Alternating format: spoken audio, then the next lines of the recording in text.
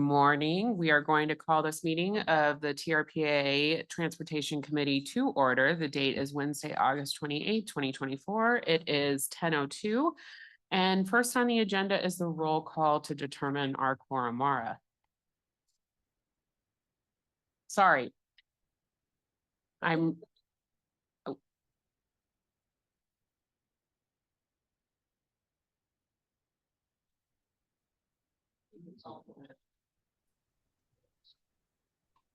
Hello, I'm here. Thank you. I also wondered how you.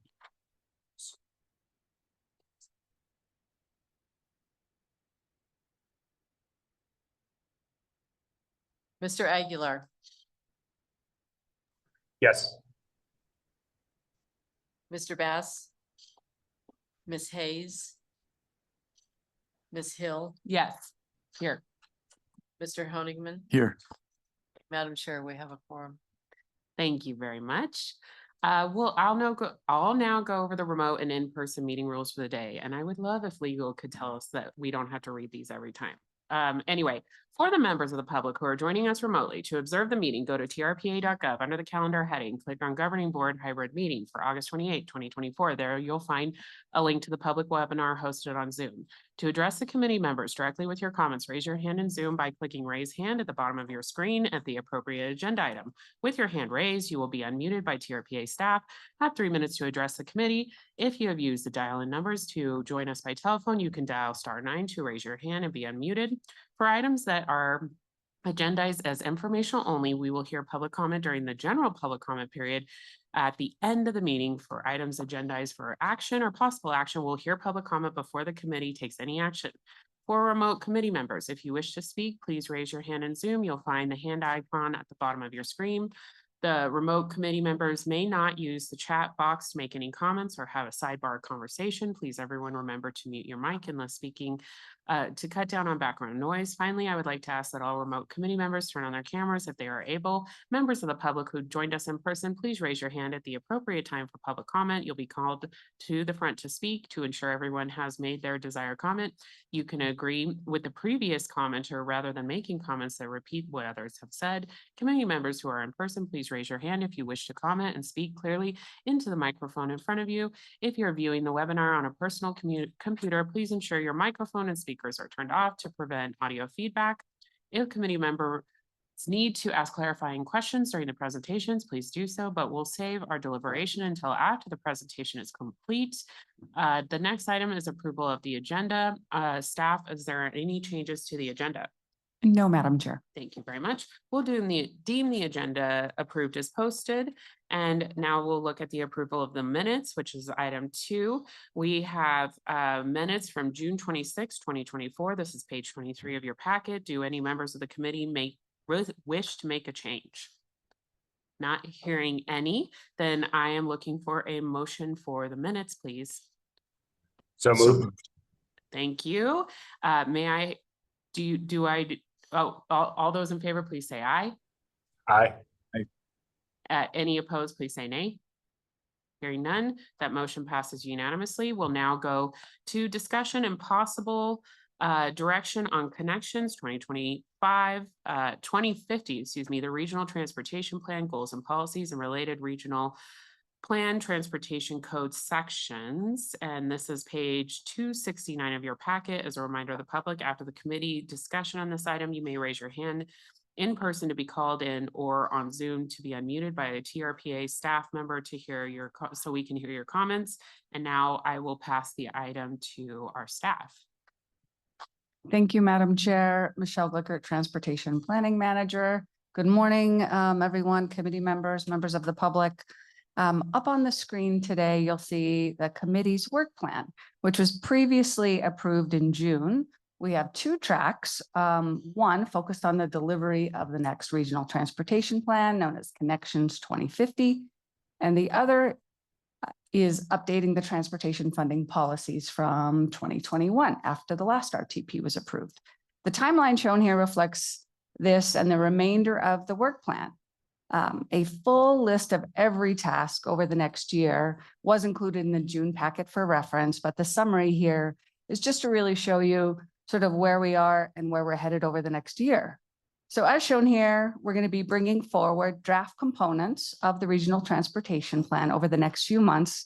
This is to get your feedback, the public's feedback, while also doing our public outreach, which is where we go out to see community groups, nonprofits, social service groups. So we're going to be doing that over the next couple of months. And this all then feeds into our final draft, which will be completed in the spring, seeking adoption in early summer. So today, Kira Richardson will be presenting on the goals and policies, and then Nick Haven is going to be briefing you on the regional transportation plan funding element with a quick revisit of June's meeting materials that were provided on transportation funding and information on fiscal year 23. So that's that second track shown there on the work plan, the funding policy update. So those are the regional plan development and implementation priorities known as DP 5.4, funding milestones, and 5.6, which is the adaptive management of those. So this has a little bit of an accelerated timeline as shown here, with the draft coming in early winter and final in early spring. Both of these are developed here with this committee, kind of as our steering committee. And then as those drafts are completed, we're going to be presenting those at other committees like the Advisory Planning Commission, as well as the Regional Plan Committee, and then coming back here and board approvals.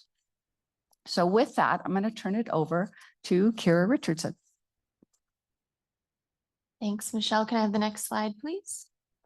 Good morning, Madam Chair, members of the committee. I'm Kira Richardson, Senior Transportation Planner with TRPA for the record. Unfortunately, I don't have any Marvel references for you today.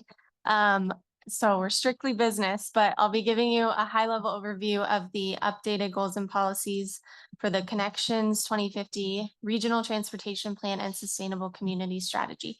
And then towards the end, I'll also be providing a synopsis of some of the transportation-related code changes that we'll be considering as part of this RTP update. Next slide. So today we are seeking the committee's input on the proposed RTP goals as outlined in task 1.6 of your committee work plan.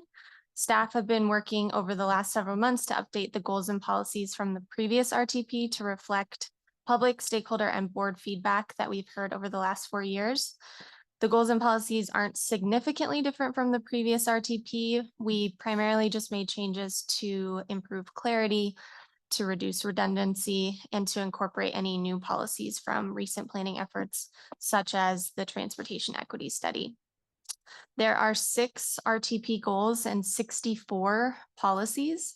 So to avoid a public and lengthy wordsmithing exercise, I'm just going to go over each of the goal areas and describe the types of policies that are associated with each goal, but I'm not going to go into any detail today on the specific policies. The full list of the draft policies and goals, as well as the red line changes from the previous RTP, are available on the Connections 2050 website, which is trpa.gov/connections2050.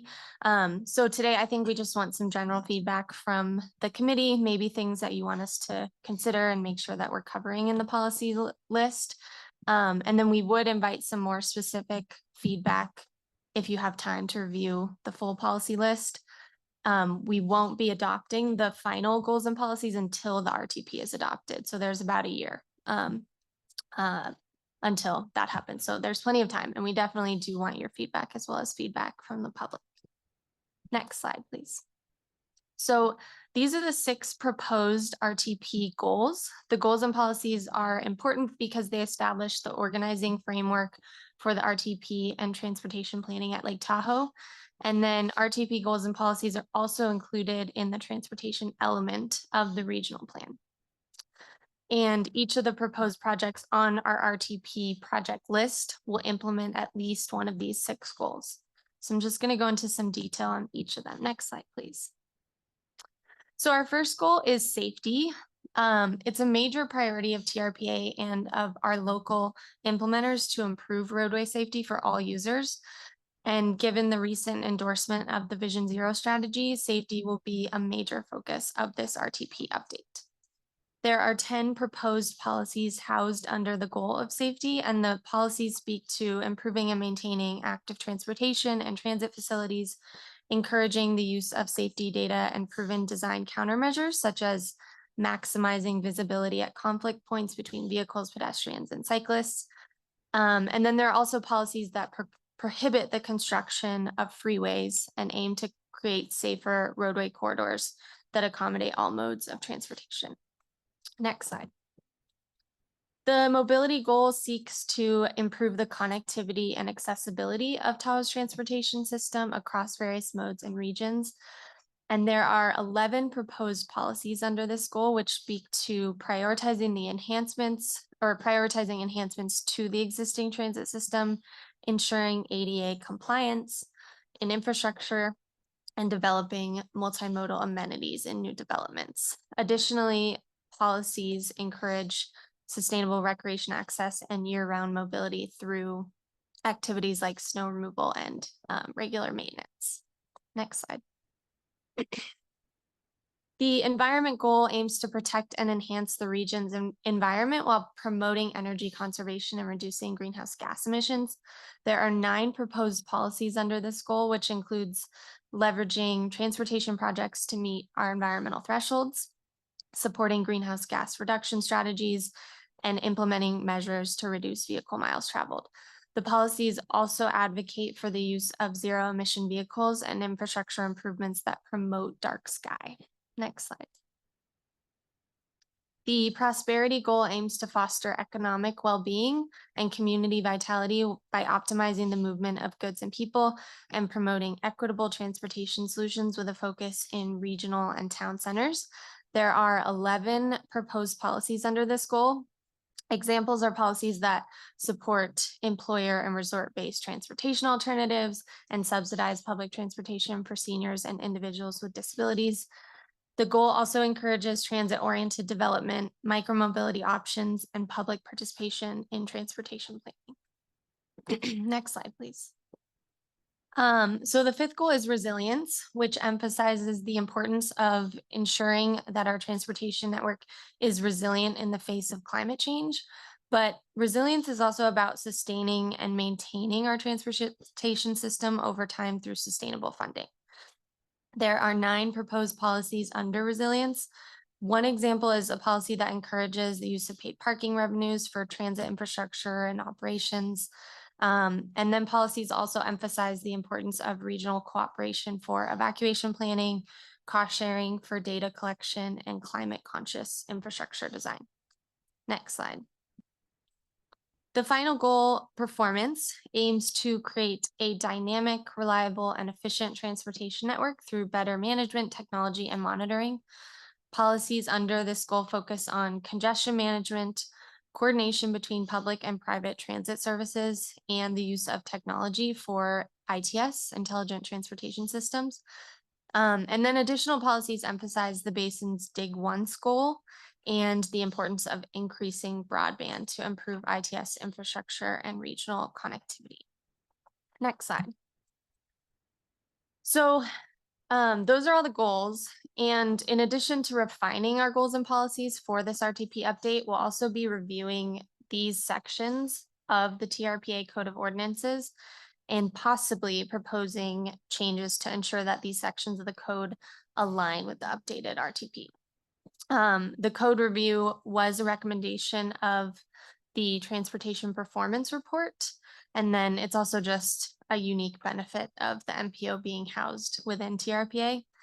And we don't yet have any specific proposals, but we just wanted to give you a heads up on what we'll be looking at. If and when we do have some suggested changes to the code, we'll be bringing those back to this committee, as well as to the RPC. And then the changes would also be included in the RTP environmental analysis. And then not listed here, but certainly related, are the complete streets and stormwater infrastructure code updates that are happening through a separate process. So any changes through that process will be included in the TRPA BMP handbook. Next slide. So before I take questions, I just wanted to give a quick update on the public outreach that we're doing for the RTP update, because we're right in the middle of it and it's a good opportunity to get some plugs out there. So we just hosted a webinar last week.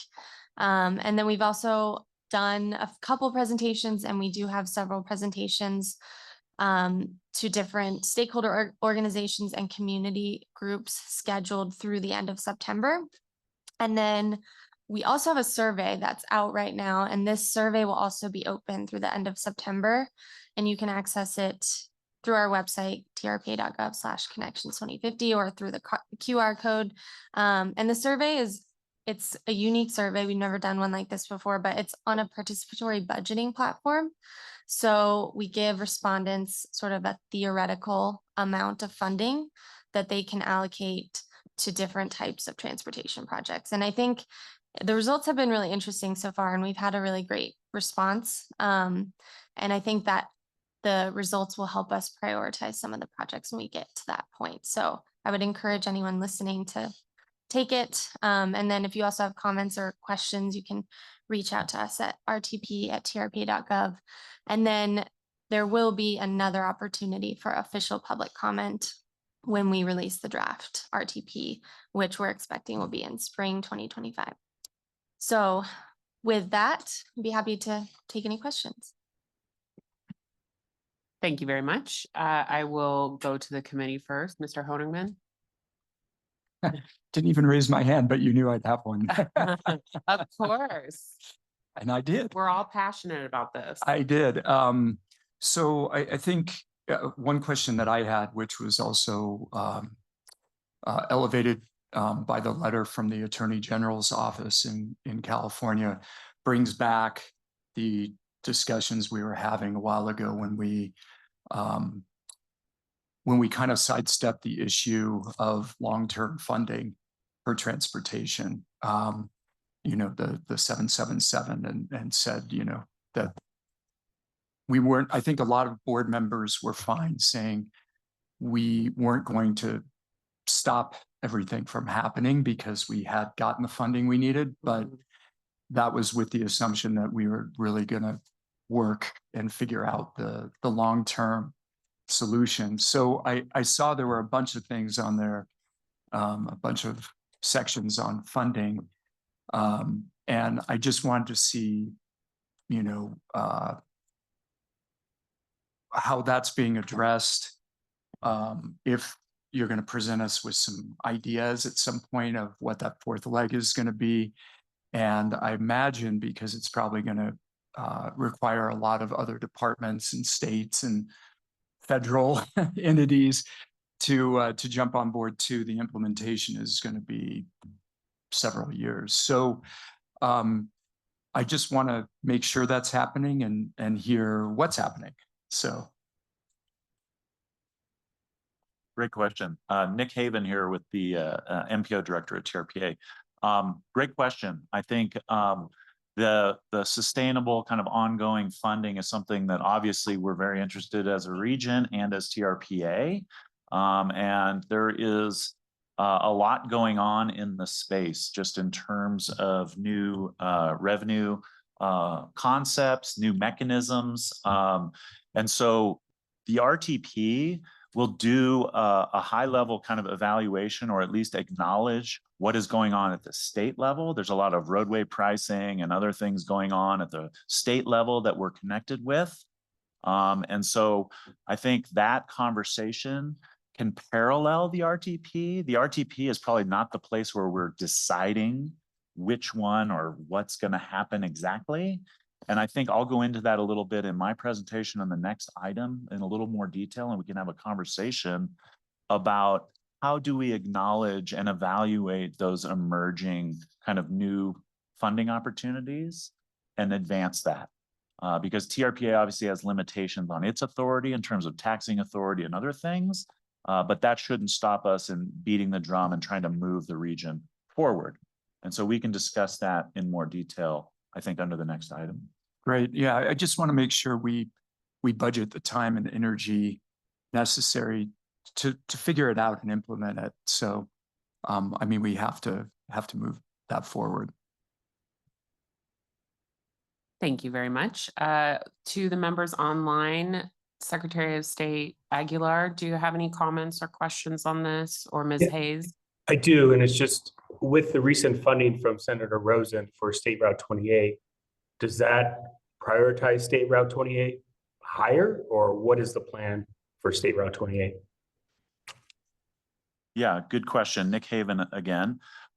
Yeah, so the SR 28 project that was funded through that RAISE grant was already a priority and had already some funding assigned to it.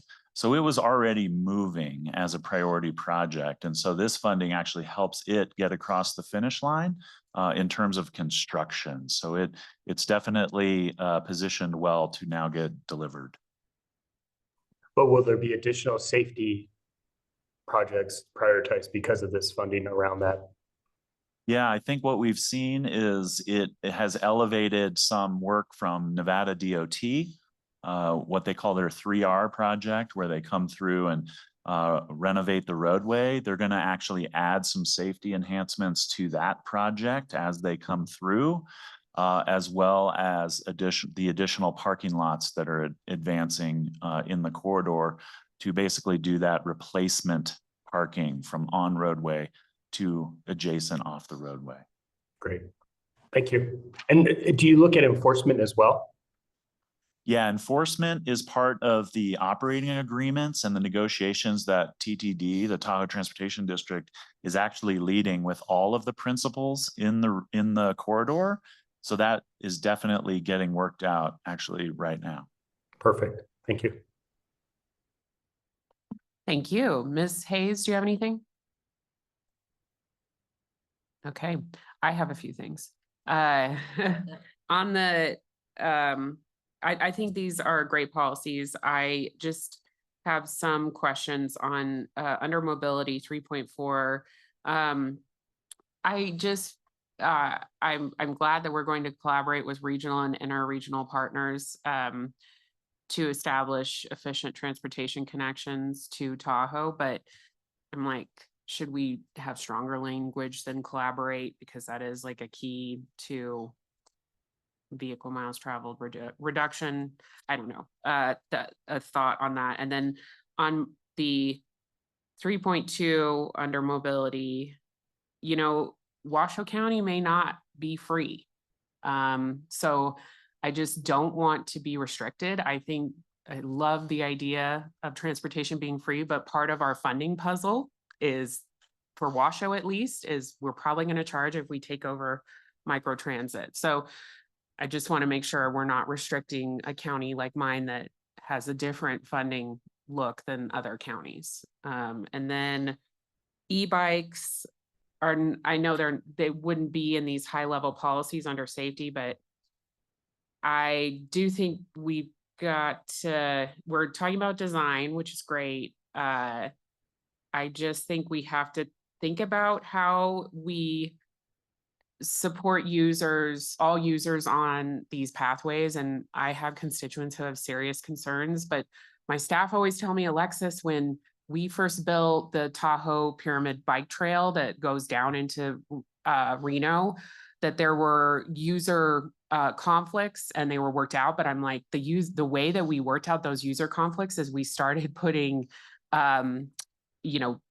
dedicated bike lanes on roads, because we didn't ever have those before. This is an evolution in transportation. And so that's not happening a lot in Tahoe because we're so restricted by how much room we have. And so I just think we need to think about this and discuss it, because I have a constituent who was hit by an e-bike, and certainly we're trying to see what we can do to separate these modes of transportation at Washoe County, and we're hitting conflict. So something else to consider. And I'm so glad we're looking at driveways. That's a huge problem we have on Highway 28, and certainly something called out in the Washoe Transportation Plan. So those are my comments.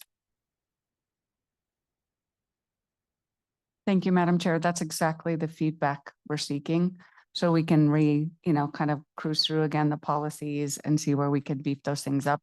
rest assured in the active transportation plan, it did want to focus just on that, is a little bit like moving maybe the more high speed, right? Whether that's the scooter or the one wheels or those faster moving onto the roadway in a safe area, and relieving some of that conflict on a trail. So that was one of those things, and we'll be reviewing the policies to make sure that we're hitting that hard enough. Thank you. Thank you. Any other board questions or comments? I'm not hearing any. So is there any public comment in the room? I'm not seeing any, and any public comment online. Madam Chair, there are no hands raised to make public comment. Thank you very much. With that, do we need a motion on this? No? Okay. Then we will go on to our next agenda item to an informational briefing on transportation funding. As a reminder to the public, since this item is informational only, members of the public are welcome to comment at the final public comment item, and I'll pass it to Mr. Haven. Thank you very much, Madam Chair. Once again, Nick Haven, MPO Director at TRPA. Today, wanted to talk a little more about transportation funding, both recapping a little bit of what I was going to present in June, but really mainly focus on the regional transportation plan and the funding elements and the financial planning that goes into the development of that RTP. So wanted to cover what our role is. A lot of times it's confusing who's doing what in relationship to the transportation funding. There's a lot of cooks in the kitchen, but TRPA plays a very pivotal central role in transportation funding in the region. We obviously have some of our RTP requirements that are more longer looking, where we have to do financial forecasts, look at what exists currently in terms of revenue coming in, and work with our partners, the states, DOTs, the federal government, and the Federal Highway Administration and Federal Transit Administration, and all our local governments and funders to really develop a forecast that everyone's comfortable with, that we can estimate out 25 years. And these have requirements from the federal government. As an MPO, a metropolitan planning organization, there's certain requirements that we have to follow in terms of that RTP financial planning, and one of those is demonstrating fiscal constraint. And that's where we have to illustrate and determine that our funding that we are projecting is reasonably foreseeable, and that we can show that our projects in the RTP are constrained within that financial forecast. We also have projects in the regional transportation plan, and those are aimed to meet our regional goals, and they fit within that financial envelope. And so in the nearer term, day to day, we administer regional funding in various ways. We track and monitor all federal transportation funding via the Federal Transportation Improvement Program, or the FTIP. You see that as a committee quite frequently. That's a living document that really is the accounting of all of the federal and regionally significant funding in the region for transportation. So it gives us that snapshot of how funds are going out, where projects are at, and kind of that split between funding. We also administer a regional grant program. So we actually allocate funding from the federal government and the state of California. We do that every 2 years. And that is pivotal funding to drive many of our priority projects in the region. We also support our partners in the new funding landscape of discretionary grants with the new transportation bill. There's more discretionary programs than ever, and we are trying to build capacity in the region to be successful in receiving those discretionary funds and getting more funding to Tahoe. And we do that in a number of ways. We do technical support with providing data, providing mapping support, and even going so far as helping with writing and other creative contributions. And that has gone very well. Our partners are very welcoming of that added bandwidth, so to speak. But it's also developing that muscle in terms of regional capacity and building success in those discretionary programs. And just to be clear, TRPA, as I said earlier, does not have taxing authority itself, but we're very active, obviously, both at the state level and in the region in either leading or supporting other funding initiatives. Next slide. So how is transportation funded? Transportation is obviously a shared approach. One sector, federal, state, local, private, can't do it alone. And we probably more than many regions have that partnership down. Our projects probably have more funding sources than many other places. We're very creative and we're very partner oriented. And that's gotten Tahoe a long way. For the size of Tahoe as 50,000 residents, the size of our transportation program in aggregate is significantly larger than probably peer areas of 50,000 in population. And I think that's attributed to the partnership. That EIP collaborative approach has really done well for Tahoe. We obviously have significant federal investment, seeing that nearly 90% of our land area is federally owned, and that recognition that the visitation and other impacts to Tahoe needs a little more assistance from the federal government. So we've seen that come forward in many ways, modifying formulas, modifying population factors, and recognizing that federal role in Tahoe.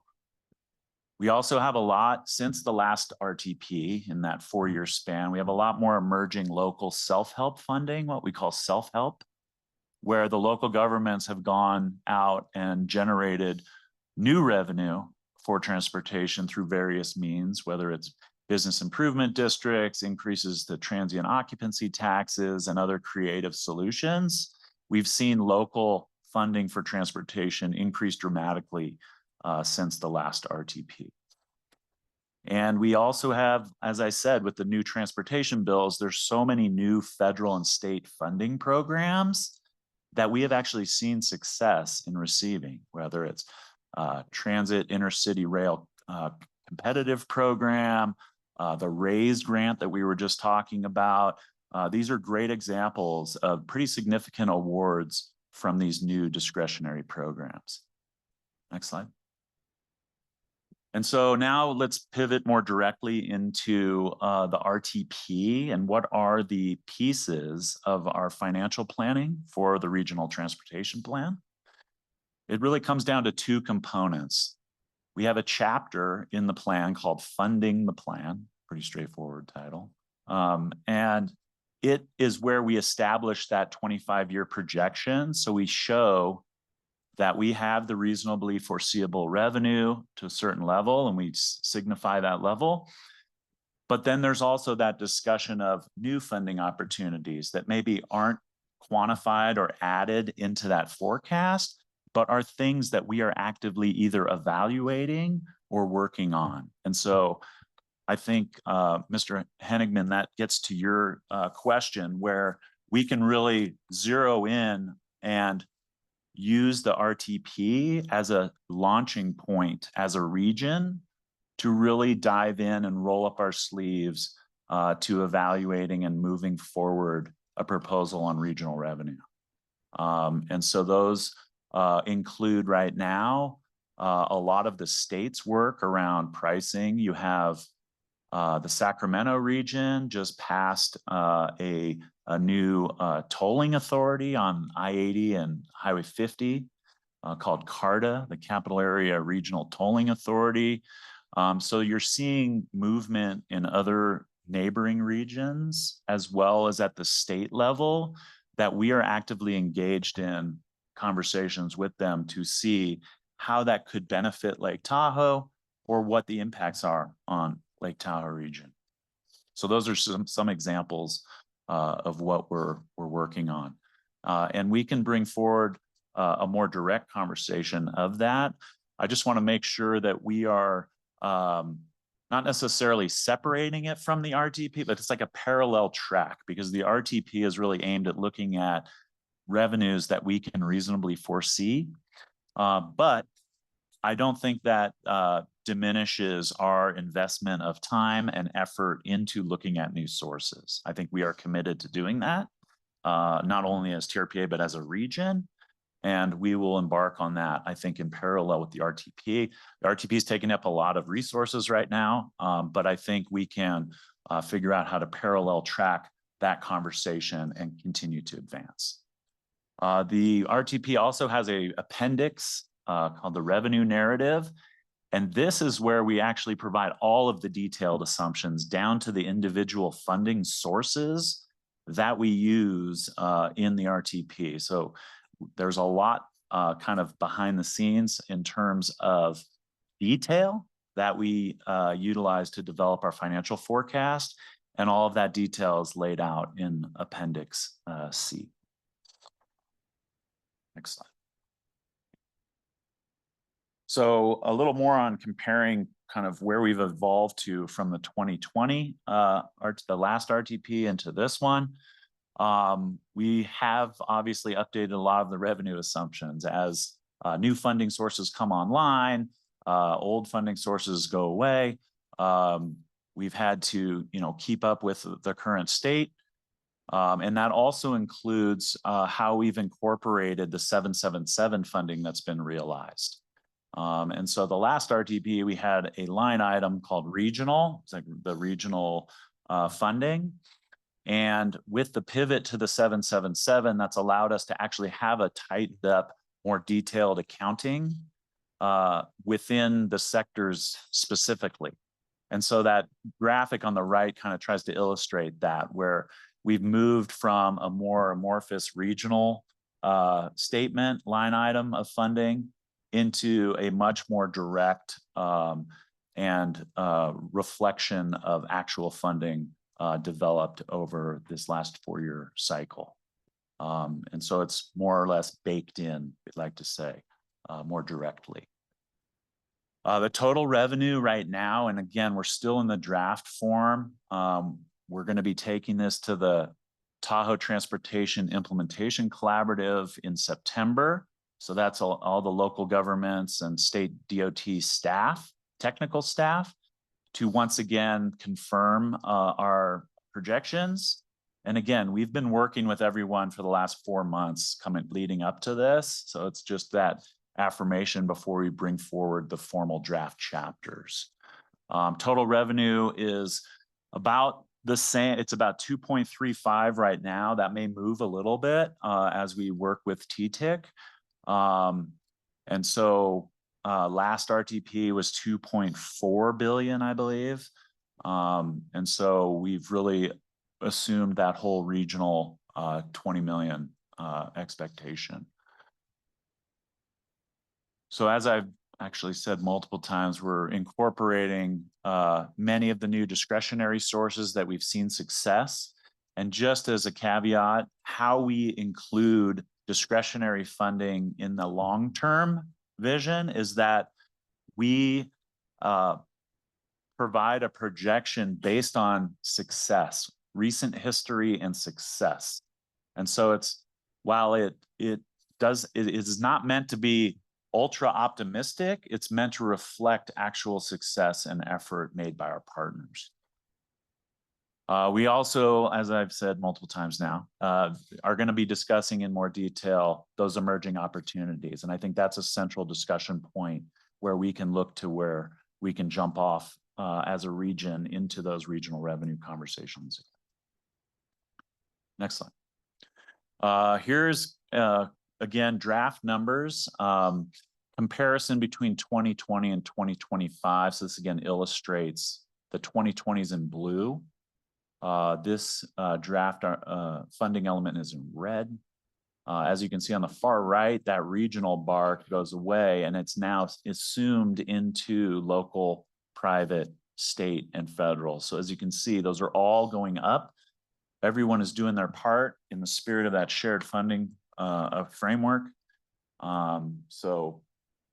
This is just an illustration of that. Next slide. Get to the percentages, and this is how we're breaking down in terms of overall percentage of revenue. So you have about 46% local private. That's significant.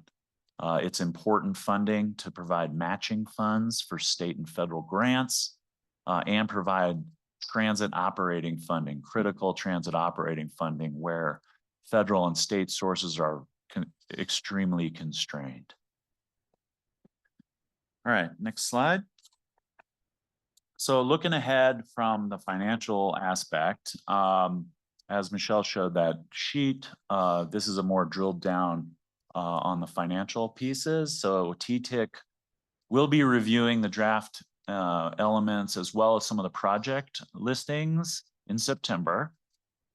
And then there will be, as Kira said, ongoing public outreach around projects and project priorities with the public through September.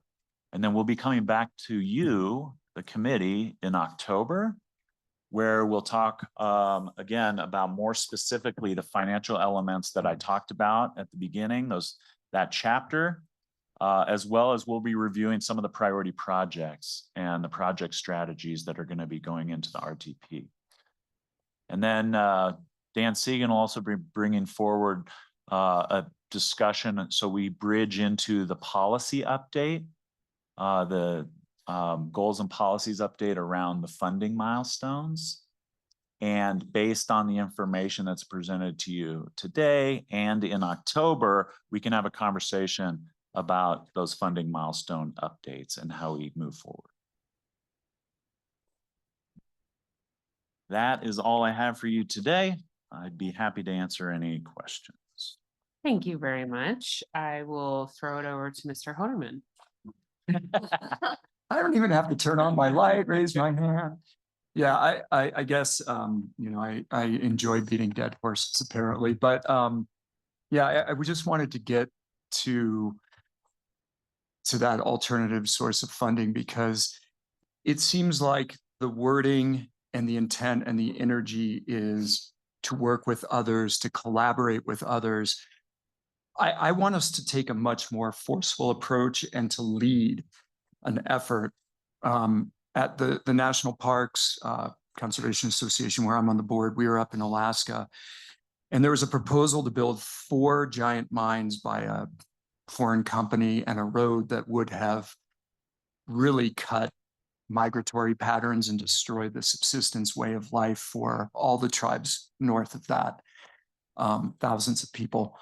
And the board heard this and said, what would it take for us to stop this? Like, we're an advocacy organization, much like TRPA. We don't control it, but best estimate, what would it take to stop this from happening? And they gave us a number and we pulled it out and we said, we will do that. This is important. And I think this transportation thing is something that critical. I would love to see you guys tell us what it would take to come up with the right long-term funding mechanism and then convene the parties and get it done. And, you know, we can't guarantee that we can get it done, but, you know, we can play the odds a little bit on it, but I would like us to be a lot more forceful on this thing. I think we said we would do it. I think a lot of board members believe that that's what we were going to do and that's what we talked about.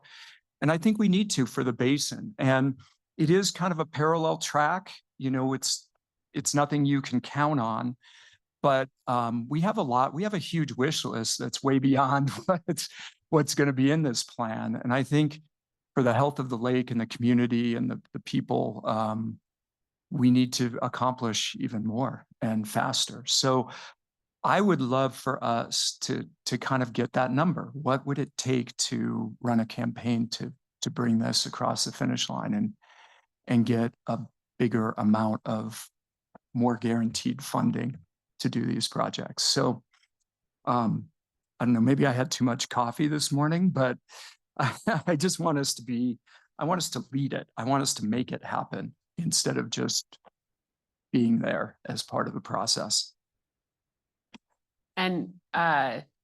Honigman, I agree, but I will tell you, TRPA has led so many funding efforts on the Nevada legislative side of the world, like has been a leader. I will say they are doing it where they can in the spaces that, you know, where there are funding pockets like at the state. So I just know because I'm like living it, and I'm so in admiration of the team for their work on all of that, and working with our lobbyist, and you know, even coming down to meetings and seeing how they can, I mean, TRPA presented at the RSTVA board for me for microtransit. I mean, I will say the leadership's there. I hear what you're saying on the regional piece, but I do feel like, just want to point out, because I've been in all of these funding discussions on my county side and on the state side, I do think the staff, they're doing a lot more Oh, than yeah. I've ever seen. It's incredible. I'm blown away by the work. I don't mean to be negative on you guys. What I'm saying is I want to get you the money so you can do more.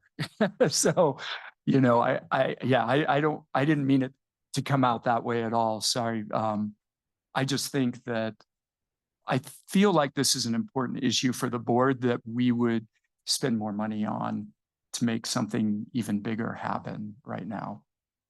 And it feels like we could probably get funding to fund it, to convene that. You know, it's a small amount of money for a big long-term impact. That seems like something we could potentially find funding for as well. And are you thinking like a marketing campaign, or more lobbyists, or more staff? Like what are you thinking that I may be missing? Well, I think, you know, for the campaign that I mentioned in Alaska, we knew it was going to have a marketing component, a lobbying component, an administrative component, a staff component. There were lots of different pieces that were put together. I think, you know, we don't control Caltrans or INDOT or any of these other agencies. We're going to have to lobby. We're going to have a lot of meetings. We're going to have to work with a lot of people to try to get this across the finish line. And that takes a lot of time. So I'm just saying budget. What would an estimate of a budget be to, you know, probably over a couple of years to make something like this happen, even though we can't guarantee it, what we think we could accomplish, and then see if the board is willing to put the money in to make that happen.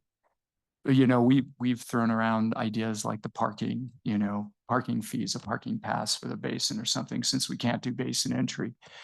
You know, as an example, that would require the state parks, the local parks, the, you know, INDOT, Caltrans. I mean, there's a lot of people who would be involved with that. So it would have a big cost, but the return could be a lot of money over, you know, 20, 30 years that we could put to a lot of projects. So I don't know, that's my feeling on it, but I'm not nearly as involved as you. I'd just like to see us be really aggressive with it and try. I look at the projects that aren't on, that we'd like, that aren't on our list, and I'd like to see them all. So that was what I was proposing.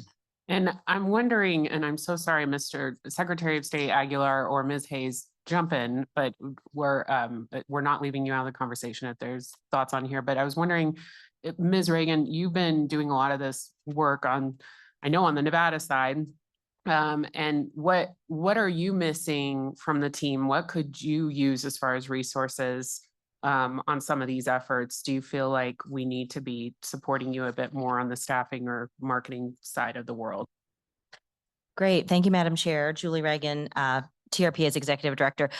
This is a great discussion. And I just want to jump in and give a little more context. I think it'll help Vince's question come into light of the energy, not just of the TRPA staff and our board, but really of the two states. Because what you're saying, Vince, is what the board directed us, gosh, 2 RTP cycles ago. And it was really Clem Shute that was leading the charge, where he said, boy, we have this great RTP, Regional Transportation Plan. there's a lot of great projects, but it's aspirational. How do we get it done?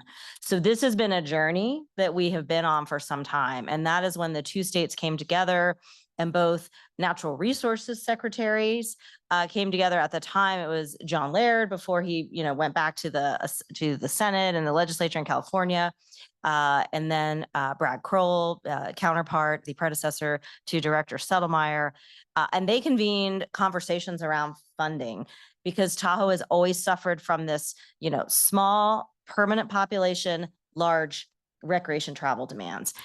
We've never been able to crack the nut. So that was what really got it going. And that started, about 7 years ago. And so we've been making progress steadily. It's not fast enough for you, which we understand, and we appreciate your voice. And so you just keep driving us and we'll respond. But we have made progress. And I think what you just saw at the summit with getting Secretary Pete Buttigieg to Lake Tahoe, that's something we've been trying for years and years. And all the stars aligned to make it happen.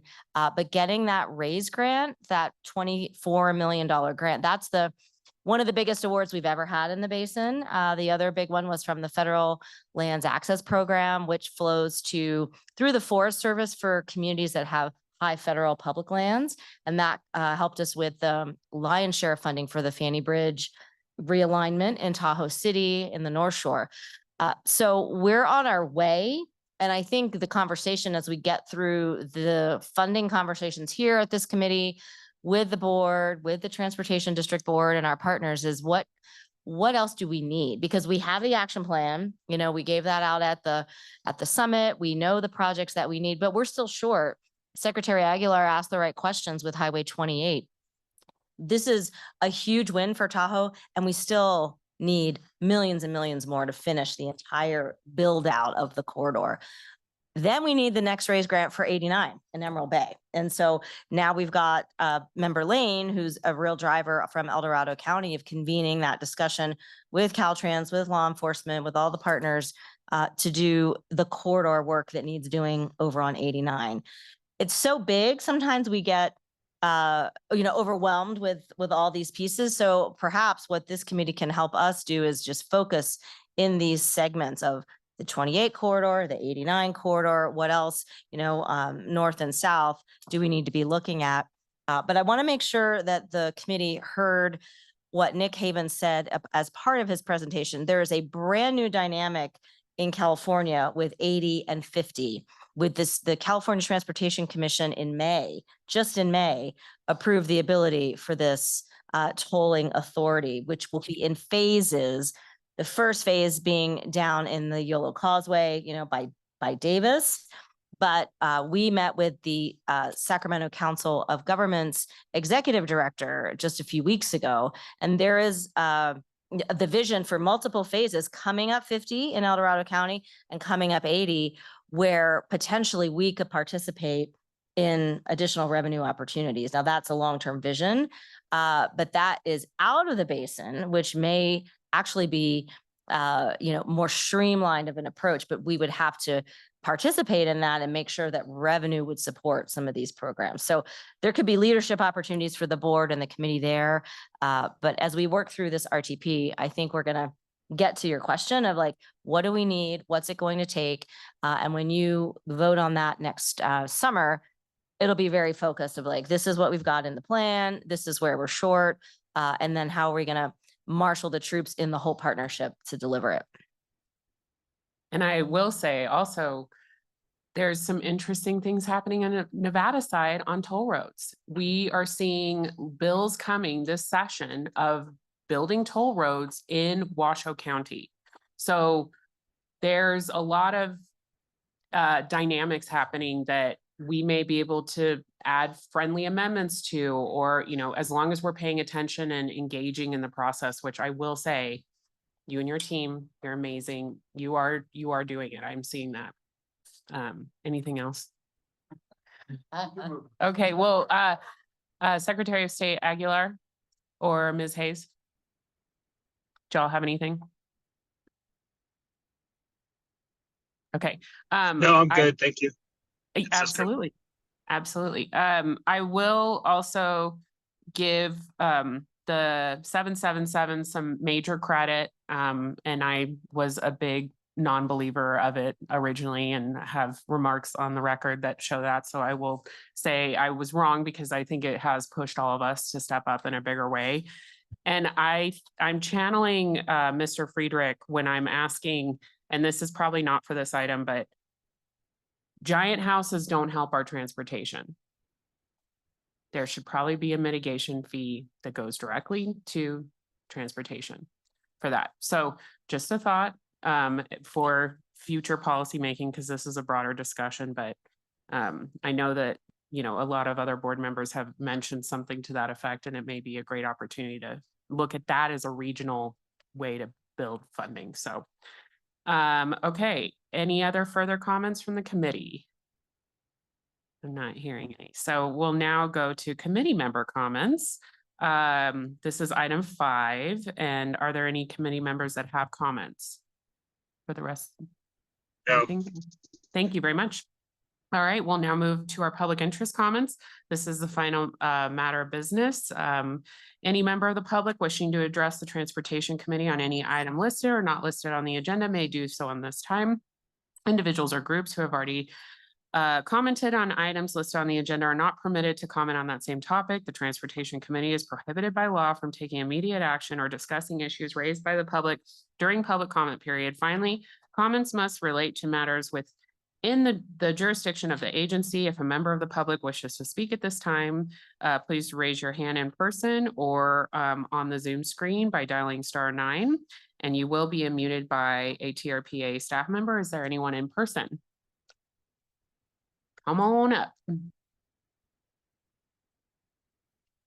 Morning, committee chair and staff and staff members, Gavin Feiger, policy director, League Disabled Lake Tahoe.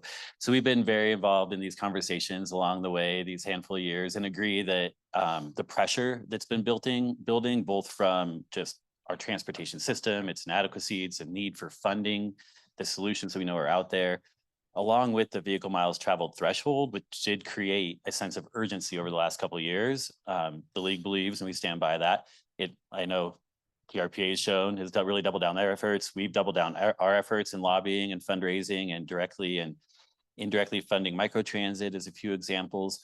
So as this funding discussion goes forward, really want the committee to continue to have these discussions. And whether it ends up landing on a regional revenue source or going back to, or sticking with, I guess, you know, all the different implementers raising their own money and trying to work together and successfully working together, or a combination of the two, you know, we don't have a huge preference. We just want to make sure that there are some teeth and that the pressure stays on, because we're all going to move on at some point in time.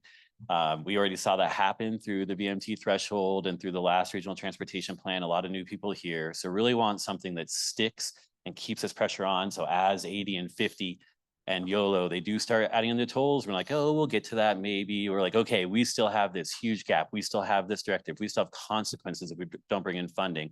And it'll keep us all, I mean, there's so many priorities in Tahoe and so many priorities around transit that I think like keeping some teeth in this will really help us keep our foot on the gas, pun intended. Gas pedal of the bus, double pun. So thank you. Appreciate this conversation and keep it up. Thank you very much. Any other folks in the room? Not seeing anyone? Oh, yes. No. Oh. Just turning off the mic. Oh, okay. It's like Miss Aldine. Anyone online?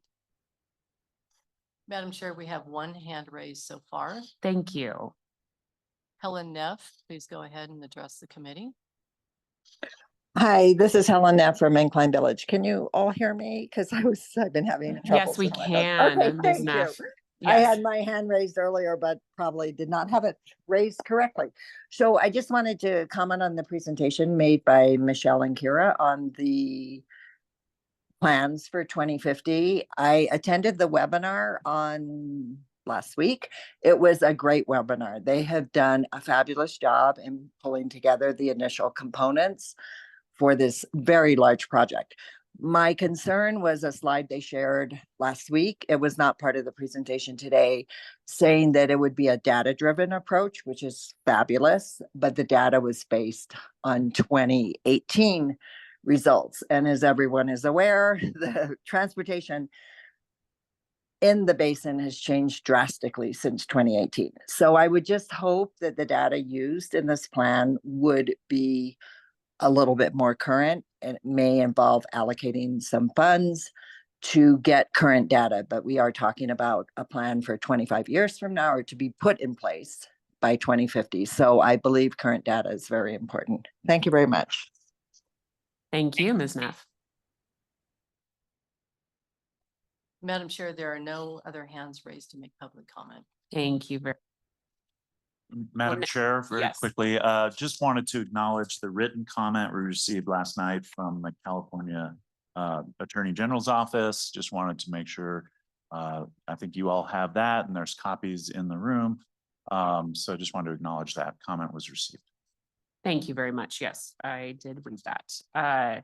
We will now close our public comment period, and we will, I need a motion to adjourn. May I have a motion? I will make it. I am chair. We are adjourning. All those in favor? Typically on my board, I just adjourn. I don't know. Do I need a motion to adjourn? Our historic practice is yes. Okay, So if you could, I'm we could just just- waiting for a yay from someone. Yes. Thank you, Mr. Aguilar. Okay, any opposed? Hearing none. All right, we are adjourned at 11:03. We're only 3 minutes late. Yay. And